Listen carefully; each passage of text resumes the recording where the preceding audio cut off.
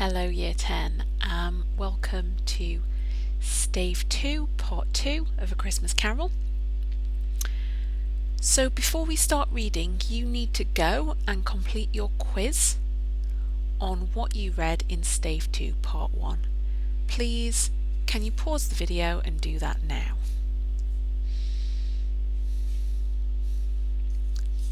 Okay, so please make sure you've got a highlighter at the ready. Make sure you've got a pen ready for annotations.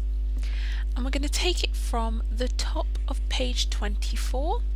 We left it here. Scrooge seemed uneasy in his mind and answered briefly yes.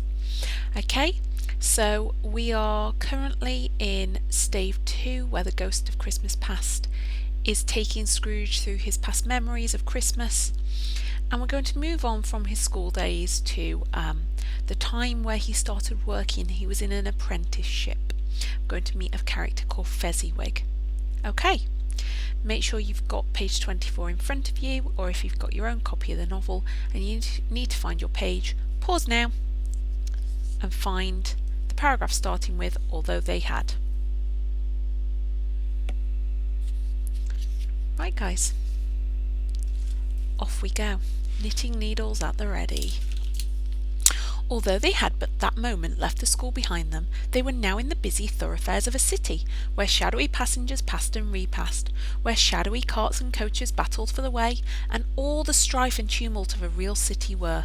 It was made plain enough by the dressing of the shops that here too it was Christmas time again, but it was evening, and the streets were lighted up. The ghost stopped at a certain warehouse door and asked Scrooge if he knew it. "Know it?" said Scrooge. "Oh, was I apprenticed here?" They went in. At sight of an old gentleman in a Welsh wig, sitting behind such a high desk that if he had been 2 inches taller he must have knocked his head against the ceiling, Scrooge cried in great excitement, "Why, it's old Fezziwig! Bless his heart! It's Fezziwig! Alive again!" Old Fezziwig laid down his pen and looked up at the clock, which pointed to the hour of 7. He rubbed his hands, adjusted his capacious waistcoat, laughed all over himself from his shoes to his organ of benevolence, and called out in a comfortable, oily, rich, fat, jovial voice, "Yo ho there, Ebenezer! Dick!" Scrooge's former self, now grown a young man, came briskly in, accompanied by his fellow prentice. "Dick Wilkins, to be sure," said Scrooge to the ghost. "Bless me, yes, there he is. He was very much attached to me, was Dick. Poor Dick, dear, dear." "Yo ho, my boys," said Fezziwig. "No more work tonight. Christmas Eve, Dick. Christmas, Ebenezer. Let's have the shutters up," cried old Fezziwig with a sharp clap of his hands, "before a man can say Jack Robinson." You wouldn't believe how those two fellows went at it. They charged into the street with the shutters. 1, 2, 3, had 'em up in their places. 4, 5, 6, barred 'em and pinned 'em. 7, 8, 9, and came back before you could have got to 12, panting like racehorses. Okay, so that description was of Scrooge and another boy who was an apprentice with Fezziwig, closing up the warehouse for Christmas, and as we discover, getting ready for a Christmas party. So there's a lot of excitement, the sort of excitement we wouldn't expect from Scrooge really, given how grumpy he is. Right, from the top. "Hilly ho!" cried old Fezziwig, skipping down from the high desk with wonderful agility. "Clear away, my lads, and let's have lots of room here. Hilly ho, Dick! Cheer up, Ebenezer." Clear away? There was nothing they wouldn't have cleared away, or couldn't have cleared away, with old Fezziwig looking on. It was done in a minute. Every movable was packed off as if it were dismissed from public life for evermore. The floor was swept and watered, the lamps were trimmed, fuel was heaped upon the fire, and the warehouse was as snug and warm and dry and bright as a ballroom as you would desire to see upon a winter's night. In came a fiddler with a music book and went up to the lofty desk and made an orchestra of it and tuned like 50 stomach aches. In came Mrs. Fezziwig, one vast substantial smile. In came the 3 Miss Fezziwigs, beaming and lovable. In came the 6 young followers whose hearts they broke. In came all the young men and women employed in the business. In came the housemaid with her cousin the baker. In came the cook with her brother's particular friend the milkman. In came the boy from over the way who was suspected of not having board enough from his master, trying to hide himself behind the girl from next door but one, who was proved to have her ears pulled by her mistress. In they all came, one after another, some shyly, some boldly, some gracefully, some awkwardly, some pushing, some pulling. In they all came, anyhow and everyhow. Away they all went, 20 couple at once, hands half round and back again the other way, down the middle and up again, round and round in various stages of affectionate grouping. Old top couple always turning up in the wrong place, new top couple starting off again as soon as they got there, all top couples at last, and not a bottom one to help them. When this result was brought about, old Fezziwig, clapping his hands together to stop the dance, cried out, "Well done!" and the fiddler plunged his hot face into a pint of porter, especially provided for that purpose. But scorning rest upon his reappearance, he instantly began again, though there were no dancers as yet, as if the other fiddler had been carried home exhausted on a shutter, and he were a brand new man resolved to beat him out of sight or perish. Okay, so that was quite a large paragraph. All you need to know is that all these different people have flooded in. People who work for the business family of Fezziwig, but also some people who've kind of snuck in because they don't get enough food and warmth. And Fezziwig's just let them all in because he's so kind. And then they all begin to dance, and it's that old-fashioned kind of dancing where you stand facing your partner, and then you and your partner kind of join hands and go up the centre of all the other people in a line, and you become the top couple, and then there's a bottom couple, and that's what that refers to. So it's like old-fashioned country dancing. There were more dancers, and there were forfeits and more dancers, and there was cake, and there was, I don't know what this word is, as in how to pronounce it. So let's say negus.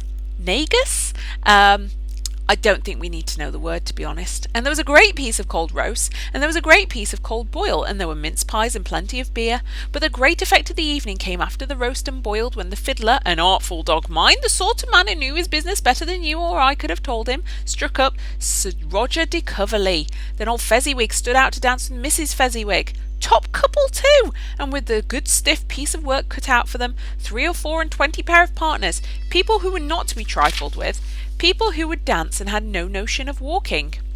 But if they had been twice as many, 4 times, old Fezziwig would have been a match for them, and so would Mrs. Fezziwig. As to her, she was worthy to be his partner in every sense of the term. As if that's not high praise, tell me higher and I'll use it. A positive light appeared to issue from Fezziwig's calves. They shone in every part of the dance like moons. You couldn't have predicted at any given time what would have become of them next. And when old Fezziwig and Mrs. Fezziwig had gone all through the dance, advance and retire, both hands to your partner, bow and curtsy, corkscrew, thread the needle, and back again to your place, Fezziwig cut so deftly that he appeared to wink with his legs, and came upon his feet again without a stagger. So the employer Fezziwig, whilst he's quite large, he's quite rotund, he is a jolly man, and he's quite a nifty dancer. So, moving on. When the clock struck 11, this domestic ball broke up. Mr. and Mrs. Fezziwig took their stations, one on either side of the door, and shaking hands with every person individually as he or she went out, wished him or her a Merry Christmas. When everybody had retired but the 2 prentices, they did the same to them, and thus the cheerful voices died away, and the lads were left to their beds, which were under a counter in the back shop. During the whole of this time, Scrooge had acted like a man out of his wits. His heart and soul were in the scene, and with his former self.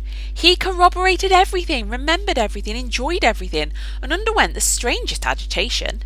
It was not until now, when the bright faces of his former self and Dick were turned from them, that he remembered the ghost, and became conscious that it was looking full upon him, while the light upon its head burnt very clear. "A small matter," said the ghost, "to make these silly folks so full of gratitude." "Small!" echoed Scrooge. The spirit signed to him to listen to the 2 apprentices, who were pouring out their hearts in praise of Fezziwig, and when he had done so, said, "Why, is it not? He spent but a few pounds of your mortal money, 3 or 4 perhaps. Is that so much that he deserves this praise?" "It isn't that," said Scrooge, heated by the remark, and speaking unconsciously like his former, not latter self. "It isn't that, Spirit. He has the power to render us happy or unhappy, to make our service light or burdensome, a pleasure or a toil. Say that his power lies in words and looks, in things so slight and insignificant that it's impossible to add and count 'em up. What then? The happiness he gives is quite as great as if it cost a fortune." Right, so we're going to stop and we're going to highlight this quote.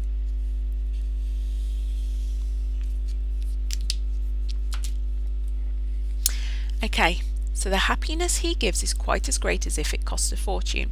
Now, it's a comparison using as, so it's a simile. So it's comparing happiness to great wealth. By wealth, I mean money. Okay? Now this is quite interesting. Sorry, I'll move that up so you can see it. This is quite interesting because Scrooge still, this noun here, shows that Scrooge still focuses on value as a financial thing.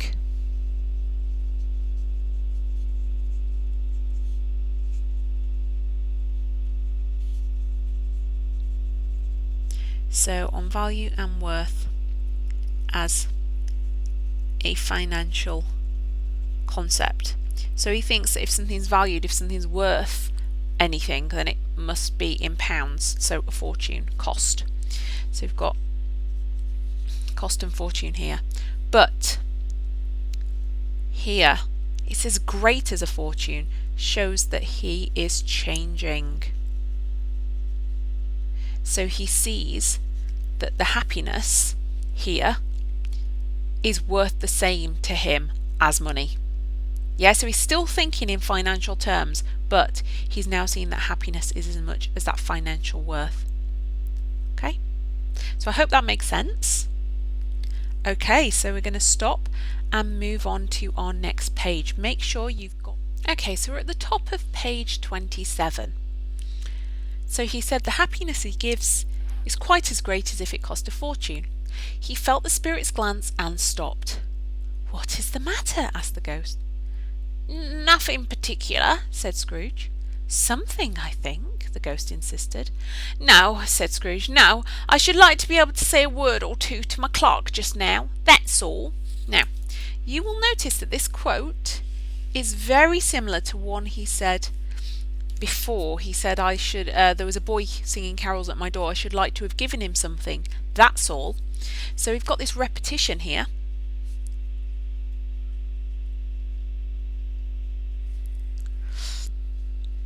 And we're seeing that he's showing regret and not saying or doing the right thing. He wants to,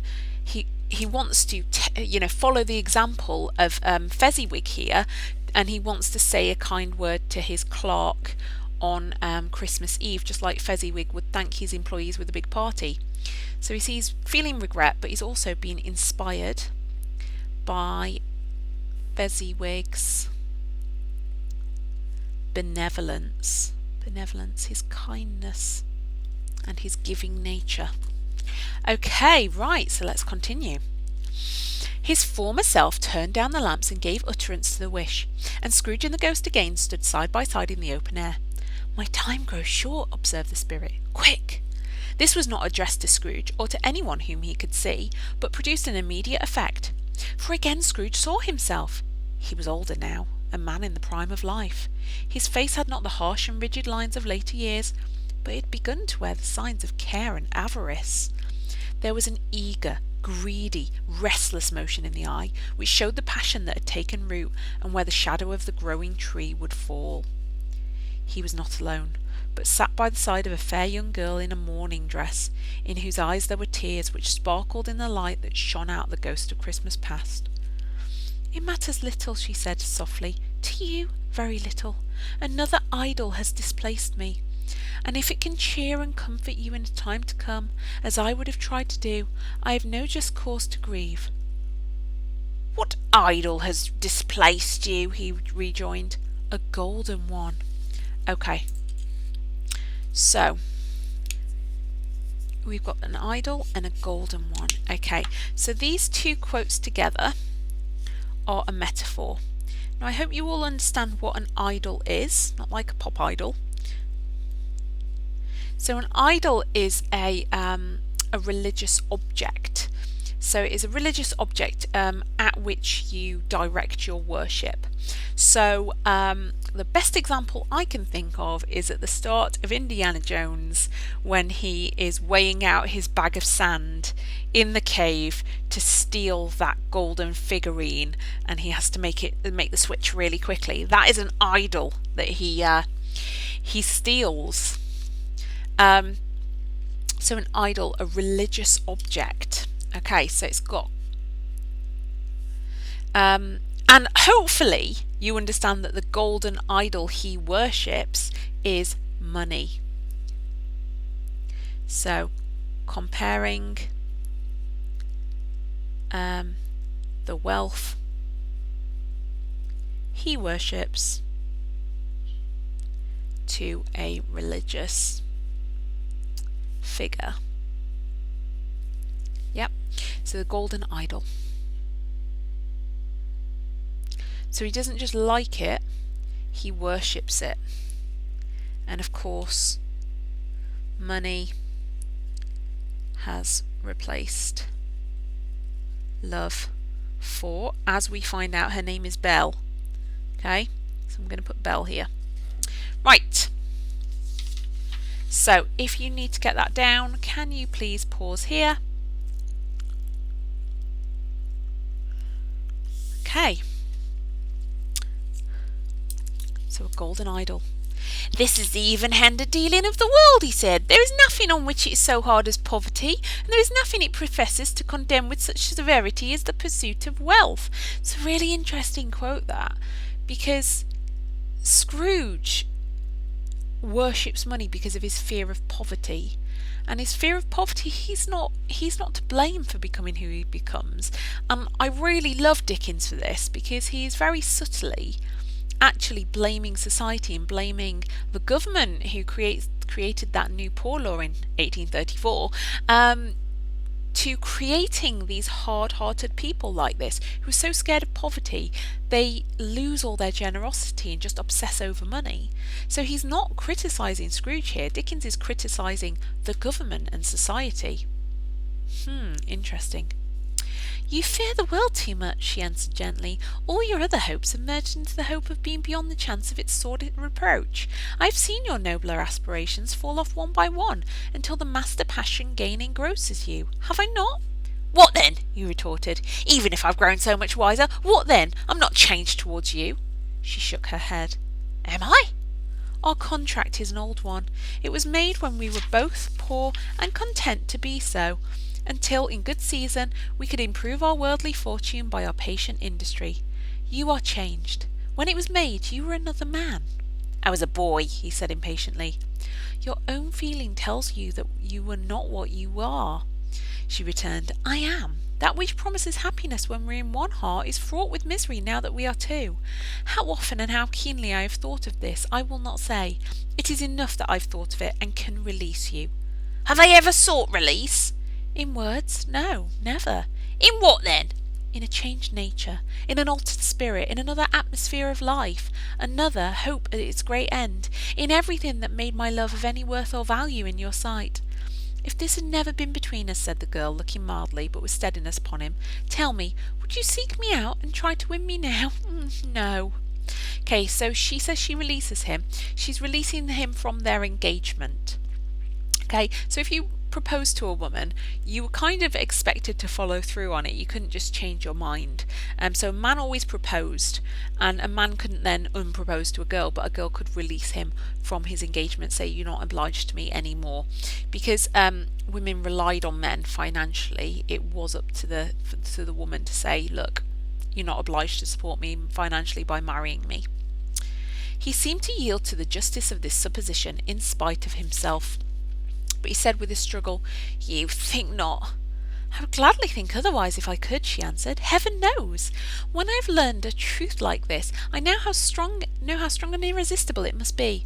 But if you were free today, tomorrow, yesterday, can even I believe that you would choose a dowerless girl? You who, in your very confidence with her, weigh everything by gain, or choosing her, if for a moment you were false enough to your one guiding principle to do so. Do I not know that your repentance and regret would surely follow? I do, and I release you, with a full heart, for the love of him you once were. He was about to speak, but with her head turned from him, she resumed. You may, in the memory of what is past half makes me hope you will, have pain in this. A very, very brief time, and you will dismiss the recollection of it gladly, as an unprofitable dream from which it happened well that you awoke. May you be happy in the life you've chosen. She left him, and they parted. Spirit, said Scrooge, show me no more. Conduct me home. Why do you delight to torture me? One shadow more, exclaimed the ghost. No more, cried Scrooge, no more. I don't wish to see it. Show me no more. But the relentless ghost pinioned him in both his arms and forced him to observe what happened next. They were in another scene and place, a room not very large or handsome, but full of comfort. Near to the winter fire sat a beautiful young girl, so like the last that Scrooge believed it were the same, until he saw her, now a comely matron, sitting opposite her daughter. The noise in this room was perfectly tumultuous, for there were more children there than Scrooge in his agitated state of mind could count, and unlike the celebrated herd in the poem, they were not 40 children conducting themselves like one, but every child was conducting itself like 40. The consequences were uproarious beyond belief, but no one seemed to care. On the contrary, the mother and daughter laughed heartily and enjoyed it very much, and the latter, soon beginning to mingle in the sports, got pillaged by the young brigands most ruthlessly. What would I have not given to be one of them? Though I never could have been so rude, no, I wouldn't for all the wealth of the world have crushed that braided hair and torn it down, and for the precious little shoe I wouldn't have plucked it off, God bless my soul, to save my life. As to measuring her waist in sport, as they did, bold young brood, I couldn't have done it. I should have expected my arm and to have grown round it for a punishment, never to come straight again. And yet I should have dearly liked, I own, to have touched her lips, to have questioned her, that she might have opened them, to have looked upon the lashes of her downcast eyes, never raised a blush, to have let loose waves of hair, an inch of which would be a keepsake beyond price. In short, I should have liked, I do confess, to have the lightest licence of a child, and yet to have been man enough to know its value. Dickens interjecting there to say he wants to be a child so he can poke and prod Belle's daughter, who's pretty beautiful. I know, it's creepy. Let's continue. But now a knocking at the door was heard, and such a rush immediately ensued that she, with laughing face and plundered dress, was borne towards it, the centre of a flushed and boisterous group, just in time to greet the father, who came home attended by a man laden with Christmas toys and presents. Then the shouting and struggling, and the onslaught that was made on to the defenceless porter, the scaling him with chairs for ladders to dive into his pockets, despoil him of brown paper parcels, hold on tight by his cravat, hug him round the neck, pommel his back, and kick his legs in irrepressible affection. The shouts of wonder and delight with which the development of every package was received, the terrible announcement that the baby had been taken in the act of putting a doll's frying pan into its mouth, and was more than suspected of having swallowed a fictitious turkey glued on a wooden platter, the immense relief of finding this was a false alarm, the joy and gratitude and ecstasy, they are all indescribable alike. It is enough that by degrees the children and their emotions got out of the parlour by one stair at a time up to the top of the house, where they went to bed and so subsided. And now Scrooge looked on more attentively than ever, when the master of the house, having his daughter leaning fondly on him, sat down with her and her mother at his own fireside, and when he thought that such another creature, quite as graceful and as full of promise, might have called him father, and been a spring-time in the haggard winter of his life, his sight grew weary dim indeed. "Belle," said the husband, turning to his wife with a smile, "I saw an old friend of yours this afternoon." "Who was it?" "Guess." "How can I don't know," she added in the same breath, laughing as he laughed. "Mr. Scrooge." "Mr. Scrooge it was. I passed his office window, and as it was not shut up, and he had a candle inside, I could scarcely help seeing him. His partner lies upon the point of death, I hear, and there he sat alone, quite alone in the world, I do believe. Spirit, said Scrooge in a broken voice, remove me from this place. I told you that these were the shadows of the things that have been, said the ghost. That they are what they are. Don't blame me. Remove me, Scrooge exclaimed. I cannot bear it. Okay, so we're just going to annotate that quote really quickly. I cannot bear it. So it's the emotion, isn't it? It's the regret. So he's feeling that he cannot bear the regret of people laughing about him. The fact that his partner is on the point of death and he just sits there making money instead of, his only friend really, instead of going and being with him.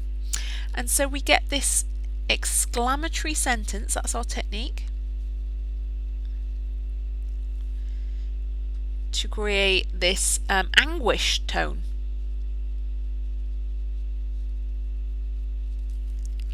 Okay, straight through to the end of the chapter now. He turned upon the ghost, and seeing that it looked upon him with a face in which, in some strange way, there were fragments of all the faces it had shown him, wrestled with it. Leave me! Take me back! Hold me no longer! In the struggle, if that can be called a struggle, in which the ghost, with no visible resistance on its own part, was undisturbed by any effort of its adversary, Scrooge observed that its light was burning high and bright, and dimly connecting that with its influence over him, he seized the extinguisher cap, and by a sudden action pressed it down upon its head. So, the more upset Scrooge gets, the brighter the light out of the spirit's head glows. So he's trying to extinguish that light so he doesn't feel bad anymore. The spirit dropped beneath it so that the extinguisher covered its whole form, but though Scrooge pressed down with all his force, he could not hide the light, which streamed from under it in an unbroken flood upon the ground. He was conscious of being exhausted and overcome by an irresistible drowsiness, and further of being in his own bedroom. He gave the cap a parting squeeze, in which his hand relaxed, and had barely time to reel to bed before he sank into a deep and heavy sleep. Okay. We're going to stop there. So you have all your relevant quotes highlighted today. So the next thing you need to do is you need to make your flashcards. Okay? Now, one of the quotes that's on the slide for your flashcards is from last lesson. So you will need to go back to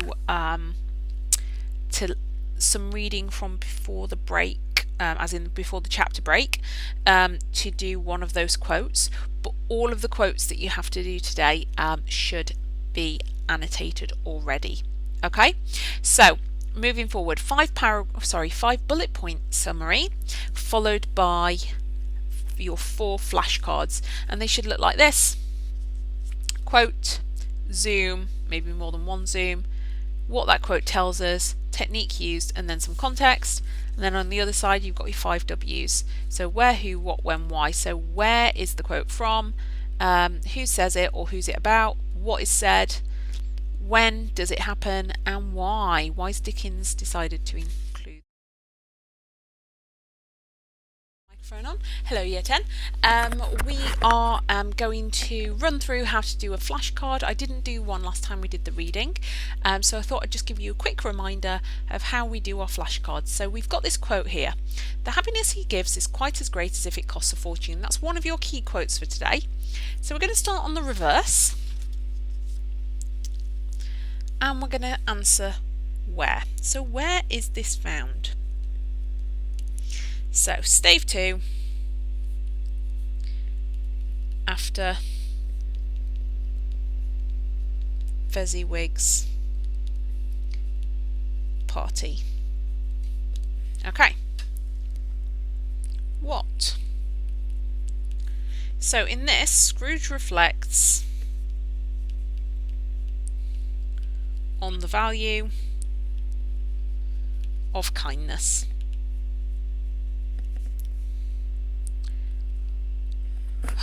What am I next? Who? So it's Scrooge who's speaking, and it's about Fezziwig. Great name, isn't it, Fezziwig? When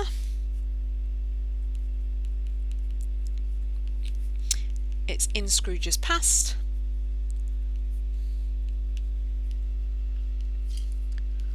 Observing, it would have been his late teens, so his apprenticeship. Okay, and then why? Okay, so Dickens, the why for this quote is Dickens is showing that Scrooge's own values are changing.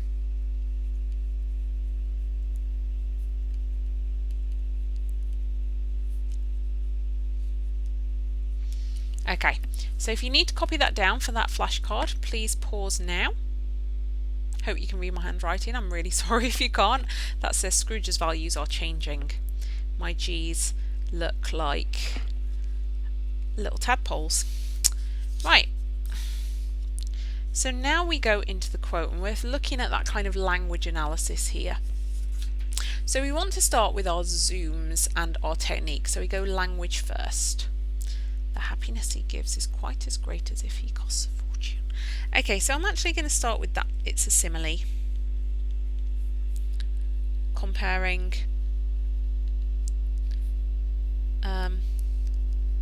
happiness to money. Okay, so we've got fortune, which is a noun. Scrooge still fixates on the worth of things in monetary terms. Okay. That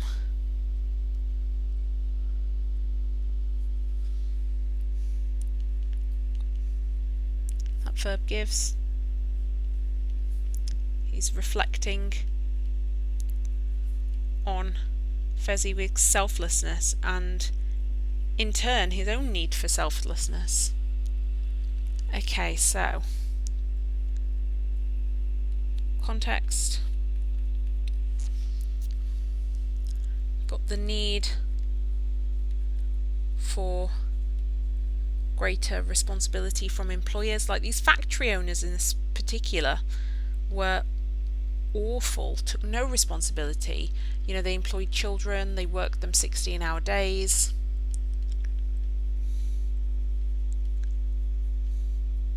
So an example would be child labour.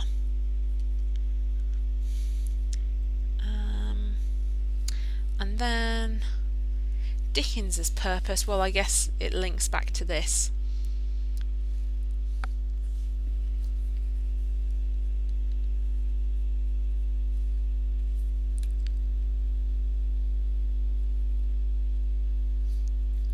So I would just link in Dickens's purpose to the context. There. Right. Okay, so that's your first flashcard done. You have a few more left to go. Do check the PowerPoint, see which quotes you've been given. Make sure you follow this format. So technique and zoom, and then your context, then Dickens's purpose. If it's the same as the context, then that's fine. Okay. Right. Well done, Year 10. Really looking forward to seeing your flashcards if you're in my class, and if you're not, then